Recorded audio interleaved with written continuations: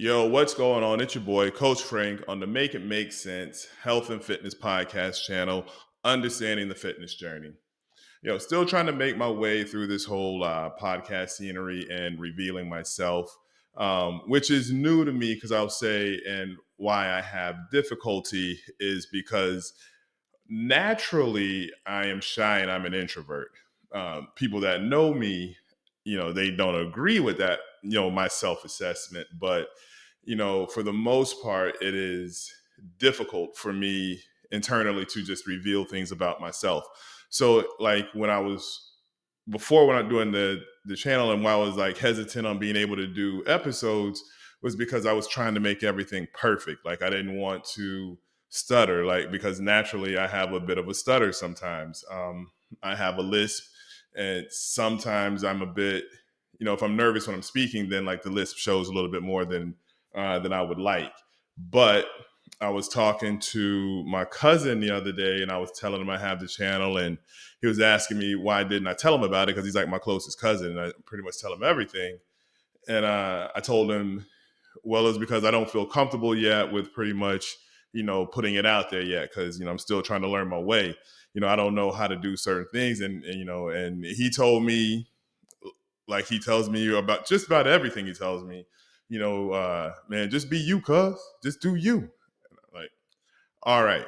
So I'm gonna backtrack into why I started training as a fitness coach, and to give my story on who I am and what brought me to this point now, where I am now revealing myself for who I am naturally. All right. So I grew up in a small city, Oviedo, Florida. Trust me, you'll hear me mention it quite a few times. Um, was never really a big kid. I was tall, tall and lanky, common, but I was never really big. There were kids around my age that were putting on weight, but I was never really one of those kids. Even when we played Pop Warner football, there were kids on my team that had trouble making weight. Like I've never in my life ever had that issue, right? So as we grow, you get older. I'm in high school, getting ready to graduate, and I know I'm going to college.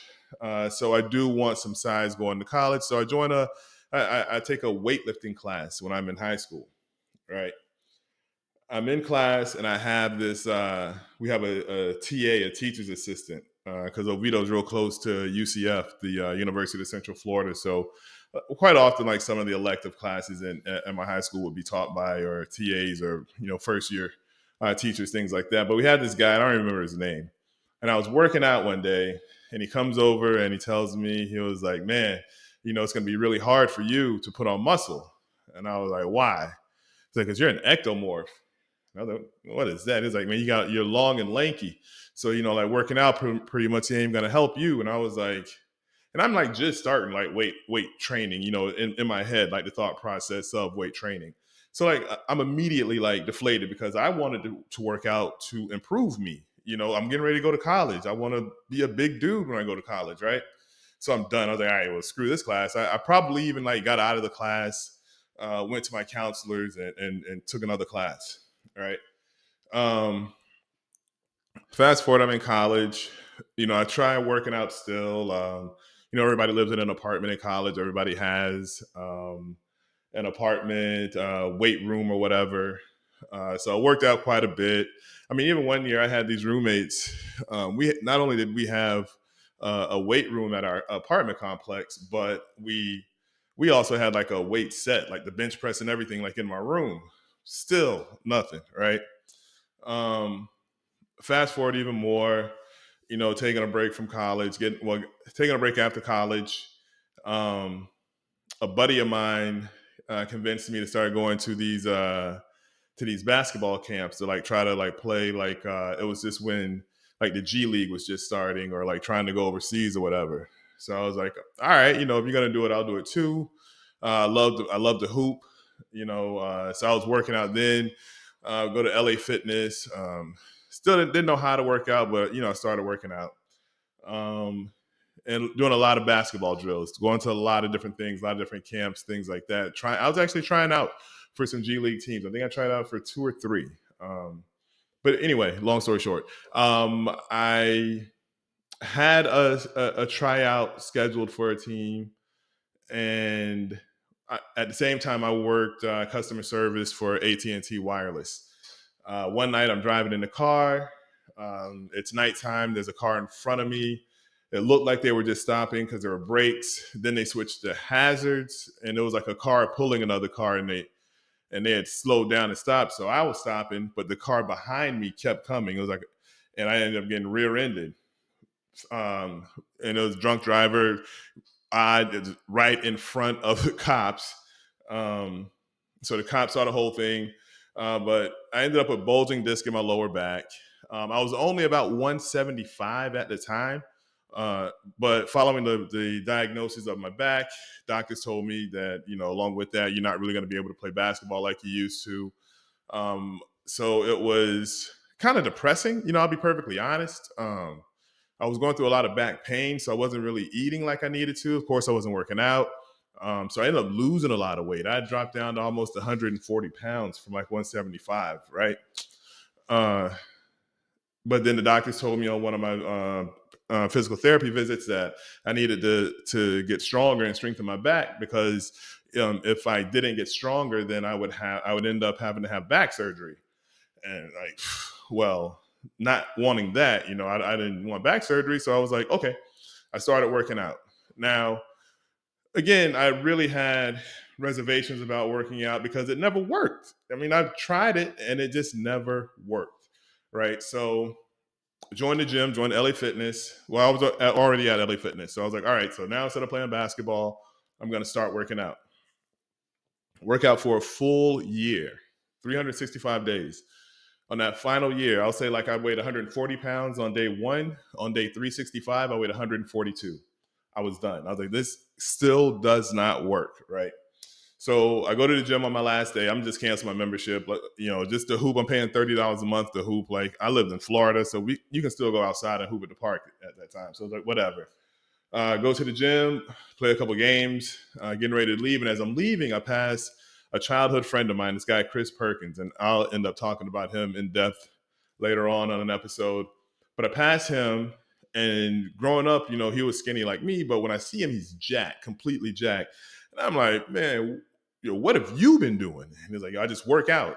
And I was like, when? He's like, every day. I was like, what time? He was like, at this time right now. I was like, all right, I'll see you tomorrow. So instead of canceling my membership, I ran into Chris, who looked so dope, that I was like, all right, I'm going to start working out again. I'm going to work out with him. So from that point, I was working out every day. And what I learned was, now we didn't know a lot about working out. All we knew was to eat clean and work hard, right? So we would meet. I would get out of work. I think at the time I was working HR for Verizon Communications. I would get off work. I think we'd meet at the gym around 6:30, and we'd probably work out until like 10:30.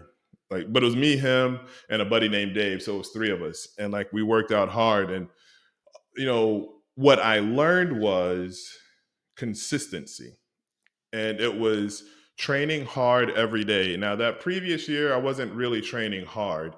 But what I learned in that first year, where I only gained 2 pounds, was that I can stay committed to the fitness journey. And to be honest, that's what a lot of people don't realize is like, man, I tried for a whole year and nothing happened, so I just quit. But you have to realize that on your fitness journey, if you commit to it for an entire year, and even if you don't finish with the goal, the physical goal that you wanted, mentally, like I can commit to this lifestyle.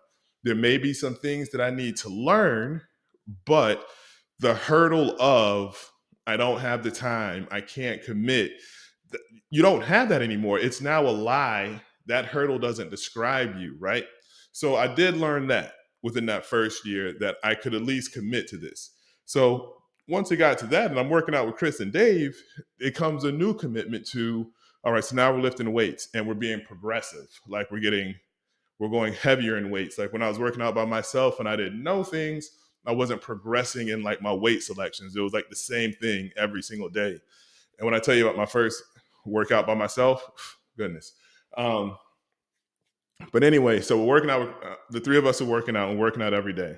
Now, Chris had like the ultimate body to me. Now, he was shorter than me, but still, he had shoulders, big chest, and he had abs. And one of the main things that motivated me on my fitness journey was number one, I had to work out because of my back, but I lived in Florida. I wanted to go to the beach and I wanted to take my shirt off. I wanted to have a nice body for girls to look at. So that was a motivation for me. And Chris just had these insane abs.